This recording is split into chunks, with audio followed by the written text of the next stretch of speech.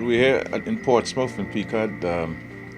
This is the special facilities in preparation for any eventuality where COVID-19 is concerned. We're now in the finishing touches phase of equipping and cleaning of the facility. We're hoping that it will be available by the end of this week.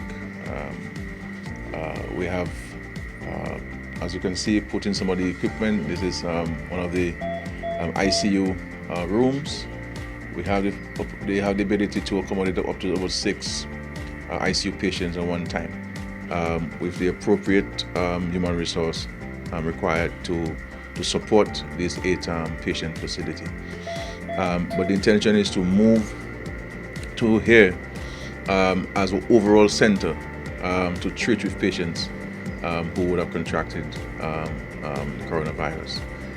And so we're ready, and we just have to keep going through the plan, going through the protocols and training people and keep training as many people as possible so that the information is in the hands of a wide cross-section of society, not only those who are involved in the direct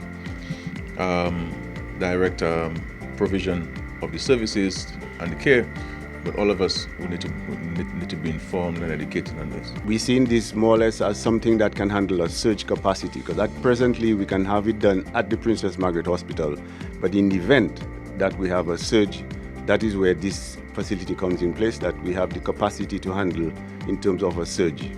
Let alone the structures that we've put in place here. Importantly enough is the measures and the protocols that we're following as regards to our infection control and as regards to the safety of our staff. So we've run things exactly how they ought to be. The format and the transition of the patient from one area to the next area, we're making sure that we adhere to all the infection control measures being put in place. That would actually protect our staff as well, besides getting a better care for the patients.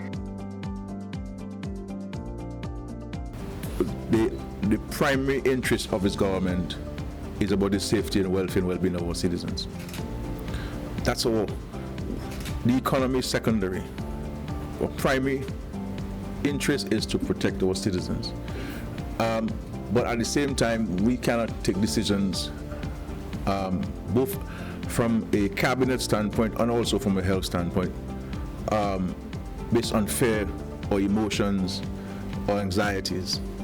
If anybody is taking a decision based on fear or anxiety, you may not be taking the right decision.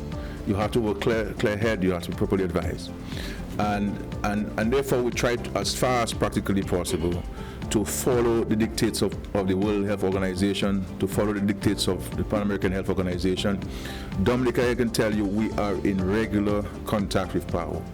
They've been talking about closing our country, shutting down the airports, shutting down the ports. Now, when you shut down the ports, and we have Dominicans who went up to Guadeloupe for medical reasons or for shopping and who are now stranded in Guadeloupe and Martinique, any Dominican who's stranded in Guadeloupe and Martinique will take any fishing boat to come to Dominica. And so they will come to Dominica on a fishing boat in one of the ports, in all the ports will be closed, so they'll be coming in the illegal ports. And so in one community, we very well have 20 people, Dominicans who came back from Guadeloupe, but we do not know. The health system doesn't know. But if we're able to put in the proper protocols established by the WHO, PAHO, at our ports of entry, then you're better able to manage and know who is coming in and be able to monitor them and follow them and so forth. So, but when the time comes and the advice comes to shut down our ports, this government will take those decisions.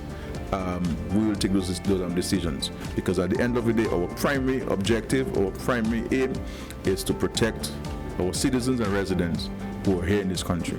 Now, how do we know there is no confirmed case or reported case or suspected case of coronavirus? And that's where the surveillance come in. I mean, of course, the lab is the main part in terms of confirming whether this is indeed a coronavirus or not. But before we reach the laboratory investigation or surveillance, there are many activities take place in order to gather those information. And Ministry of Health surveillance unit, and by extension of Ministry of Health, has the objectives. Our main objectives is to identification, isolation, and contact tracing. So the faster we identify and properly we isolate or quarantine the person and do adequate contact tracing, that's when we can minimize the spread of this coronavirus. A lot of persons have been asking what made us so ready. How is it that it is Dominica in the OECS that's able to do coronavirus testing? Why aren't the others ready to test? And I think what made us ready was foresight and an understanding that newly emerging diseases are rapidly becoming the norm in this modern era. With this in mind, during preparations for the construction of the Dominica China Friendship Hospital, we proposed that a molecular unit be part of that facility. And so we got that unit. Thus far, we have tested 28 clients, and as Dr. Ahmed said, they've all been deemed negative. As we say in the laboratory, the specimens, when there was no detection of SARS-CoV-2 in any of the specimens that we received. This is how the reports goes out.